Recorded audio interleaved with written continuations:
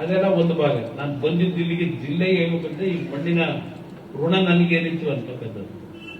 ನಂತರ 2000 ಇಸ್ವಿನಲ್ಲಿ ನಾನು ಏನು 3 ಬಾರಿ ಮೊದಲು ಗೆಲ್ಸಿದ್ರಿ, ಮತ್ತೆ 2 ಚುನಾವಣೆಯಲ್ಲಿ ಸೋತೆ. ನಾನು ರಾಮನಗರದಲ್ಲಿ ಒಂದು ಹಳ್ಳಿಗೆ ಒಂದು ವಯಸ್ಸಾಗಿರೋ ಅಜ್ಜಿ ಒಂದು ದಿವಸ ಯಾವ್ದೋ ಮದುವೆ ಹೋಗಿ ಬರ್ಬೇಕಾದ್ರೆ, ಯಾಕಪ್ಪ ಅಲ್ಲೆಲ್ಲ ಹೋದೆ ಸಾತ್ತವರಿಗೆ, ಇಲ್ಲಿ ಮನೆ ಕಣಪ್ಪ, ಇದು ಈ ಊರು ಬಿಟ್ಟು ಬೇಡ ಬದುಕಿರೋವರಿಗೆ ಇದಿಲ್ಲನ ಅಂತ ಹೇಳಿ ನನಗೆ ಗದ್ದ ಸರ್ ಹೇಳದಂಥದ್ದು ಇವತ್ತು ನನ್ನ ಮನಸ್ಸಿನಲ್ಲಿ ಹೃದಯ ಇಟ್ಕೊಂಡಿದ್ದೀನಿ.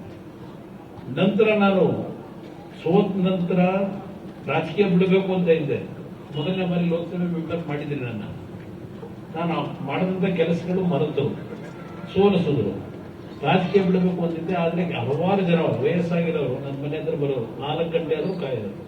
ನಾನು ಬೈಕೊಂಡು ಹೋಗ್ಲಿ ಅಂತ ನಾನು ಅವ್ರು ಭೇಟಿ ಮಾಡಕ್ಕೆ ಹೋಗ್ತಿರ್ಲಿಲ್ಲ. ಆದ್ರೆ ಸಾಯಂಕಾಲ ತಗೊಂಡ ಬಂದರೆ ಏನಕ್ಕೆ ಯಾಕೆ ಕಡೆ ಬಂದ್ರಿ, ಯಾಕೆ ಸುಮ್ಮನೆ ಜೀವನ ಹಾಳು ಮಾಡ್ಕೊಂತೀರಿ ಅಂದ್ರೆ, ಇಲ್ಲಪ್ಪ ನೀನ್ ನೋಡ್ಕೊಂಡು ಹೋಗಿ ಬಂದಿದ್ದೀವಿ ಅನ್ನೋದು. ಆ ಪ್ರೀತಿ ಈ ಜಿಲ್ಲೆ ಜನ ನನಗೆ ತೋರಿಸಿದ್ರು. ನಾನು ಬದುಕಿದ್ರೆ ಇವತ್ತು ಅಂತ ಒಂದು ಹಿರೀಕರಿಂದ ಬದುಕಿದ್ದೇನೆ. ನಂತರ ಮದುವೆಗಳಿಗೆ ಬರುವನಲ್ಲ, ನಿಮ್ಗೆ ಒಂದು ನೆನಪಿಸ್ಕೊಡ್ತೀನಿ. ನಮ್ಮ ಹಿರಿಯರಿದ್ರೆ ಈಗಿನ ಯುವಕರಿಗೆ ಗೊತ್ತಿಲ್ಲ ಅಂತ ಕಾಣಿಸ್ತಾ ಸ್ವಲ್ಪ ಕೆಲವು ಜನಕ್ಕೆ. ನಾನು ದಿನಕ್ಕೆ 30-40 ಮದುವೆ ರಾಮನಗರ, ಚನ್ನಪಟ್ಟಣ, ಮಾಗಡಿ, ಅಲ್ಲಿಂದ ಸಾತ್ನೂರು, ಮಂಡ್ಯ ಜಿಲ್ಲೆಯಲ್ಲೆಲ್ಲ ಪ್ರವಾಸ ಮಾಡಿದೆ 99ನೇ ಇಸ್ವಿ.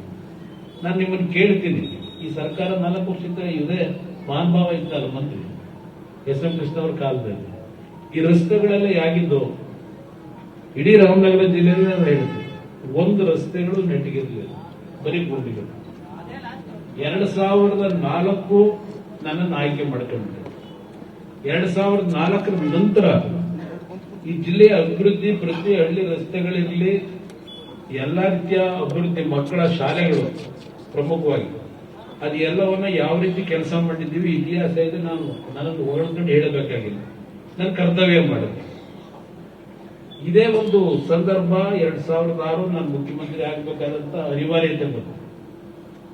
ಆ ಸಂದರ್ಭದಲ್ಲಿ ಹಲವಾರು ಯೋಜನೆಗಳನ್ನು ತಂದು ಇಡೀ ದೇಶದ ರಾಜ್ಯದಲ್ಲಿ, ಬೆಂಗಳೂರು ನಗರದಲ್ಲಿ ಹಲವಾರು ಸಮಸ್ಯೆಗಳಿವೆ. ಆ ಸಮಸ್ಯೆಗಳಿಗೆ ಏನಾದರೂ ಒಂದು ಒಳ್ಳೆಯ ರೀತಿಯಲ್ಲಿ ಅಭಿವೃದ್ಧಿ ಆಗಬೇಕು ಅನ್ನೋ ದೃಷ್ಟಿಯಿಂದ ಬೆಂಗಳೂರಿನ ಹಲವಾರು ಯೋಜನೆಗಳು ಮಾಡೋದು ನಾವು ಪ್ರಚಾರ ತಗೊಳ್ಳಿಲ್ಲ. ಬೇರೆಯವರು ಸಣ್ಣ ಕೆಲಸ ಮಾಡಿ ಪ್ರಚಾರ ತಗೊಳ್ತಾರೆ. ನಮ್ಮನ್ನು ಯಾವ ರೀತಿ ಬೆಂಗಳೂರು ಜನ ತಿಳ್ಕೊಂಡಿದ್ದಾರೆ ಅಂದ್ರೆ, ನಾವು ಬರೀ ರೈತರ ಪರ, ಹಳ್ಳಿಗಳ ಪರ, ಹಳ್ಳಿಗಳ ಕೆಲಸ ಮಾಡಿದ್ದೀವಿ, ನಗರ ಪ್ರದೇಶದವರಿಗೆ ಇರೋ ಏನು ಚಿಂತನೆ ಇಟ್ಟುಕೊಂಡಿಲ್ಲ ಅಂತಕ್ಕಂಥದ್ದು ಅವರ ಭಾವನೆ. ಬೆಂಗಳೂರು ಏನಾದರೂ ಅಭಿವೃದ್ಧಿ ಕಂಡಿದ್ರೆ ನೀವು ಬೆಳೆಸಿರೋ ನಿಮ್ಮ ಮನೆ ಮಗನಿಂದ ಅಂತಕ್ಕಂಥದ್ದನ್ನ ನೀವು ತಿಳ್ಕೋಬೇಕು ಅನ್ನೋದು. ಬೆಂಗಳೂರಿನ ಮೆಟ್ರೋ ಪ್ರಾಜೆಕ್ಟ್ ಪಾಪ ಈಗೆಲ್ಲ ಇದೆಲ್ಲ ನೋಡಿದೆ, ಮೆಟ್ರೋ ಪ್ರಾಜೆಕ್ಟ್ ಇದೆಲ್ಲ ಹಾಕೊಂಡವ್ರಿ. ಮೊದಲನೇ 19 ಕಿಲೋಮೀಟರ್ ಬೆಂಗಳೂರು ನಗರದಲ್ಲಿ ಈ ಮೆಟ್ರೋ ರೈಲ್ನ ಕೆಲಸ ಪ್ರಾರಂಭ ಮಾಡಿದ್ದು ಇದೇ ಕುಮಾರಸ್ವಾಮಿ ಅಂತಕ್ಕಂಥದ್ದು ಯಾರು ಹೇಳಲಿಲ್ಲ. ನಾನು ಅವ್ರ ಬೋರ್ಡ್ ಹಾಕೊಳ್ಳಿಲ್ಲ, ನಾನೇ ಮಾಡ್ತಾ ಇದ್ದೀನಿ ನೋಡಿ ಅಂತ. ಮೊದಲನೇ 19 ಕಿಲೋಮೀಟರ್ ಪ್ರಾರಂಭ ಮಾಡಿದ್ದು ನಾನು. ಈಗೆಲ್ಲ ಬಂದ ಸರ್ಕಾರದಲ್ಲೆಲ್ಲ ಕೆಲಸಗಳು ನಡೀತಾ ಇವೆ, ಇಲ್ಲ ಅಂತ ಹೇಳೋದು.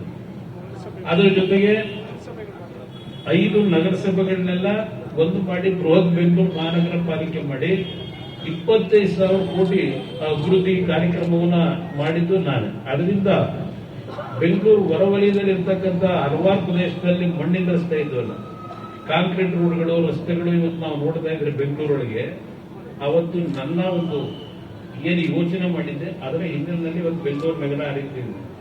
ಸಿಟಿ ಒಳಗೆ 59 ರಸ್ತೆಗಳನ್ನ ಅಗಲೀಕರಣ ಮಾಡಿಸಿದೆ. ಇದ್ದಿದ್ದು 20 ತಿಂಗಳು ನಾನು ಇದೆಲ್ಲ ಪ್ರಚಾರ ಮಾಡ್ಕೊಳ್ಳಿಕ್ಕೆ ಹೋಗ್ಲಿಲ್ಲ. ಕಾವೇರಿ ನೀರೇನಾದ್ರೂ ಬಂದಿದ್ರೆ ದೇವೇಗೌಡರಿಂದ ಬಂತಲ್ಲಿಗೆ ಬೆಂಗಳೂರು ನಗರಕ್ಕೆ, ಇಲ್ಲಾಂದ್ರೆ ಕಾವೇರಿ ನೀರು ಬರ್ತದೆ. ಇವತ್ತು ನಮ್ಮ ತಾಯಂದಿರಿಗೆ ಕೂತಿದ್ದೀರಿ. 2004 ನಂದೇನು ಆಯ್ಕೆ ಮಾಡಿದ್ರಿ, ಶಾಸಕರು ಮಾಡ್ಕೊಂಡ್ರಿ. ಹಲವಾರು ಬಾರಿ ರಾತ್ರಿ ಸಂದರ್ಭದಲ್ಲಿ ಬಂದಾಗ ನಮ್ ಕಾವೇರಿ ನೀರು ಕೊಡೋಣ, ಈ ನೀರು ಕುಡಿಯಕ್ಕಾಗಲ್ಲ ಅಂತ ಹಲವಾರು ಬಾರಿ ನೀವು ಹೇಳಿದ್ದಲ್ಲಿ ನಾನು ಕಾವೇರಿ ನೀರನ್ನ ಈ ಭಾಗ ಕೊಡಬೇಕು ಅನ್ನೋದು ನನ್ನ ಆಸೆ. ಆದ್ರೆ ಅಧಿಕಾರ ಇದ್ದಿದ್ದು 20 ತಿಂಗಳು, ತರಕ್ಕಾಗಲಿಲ್ಲ ಅಂತ ಇದೆ.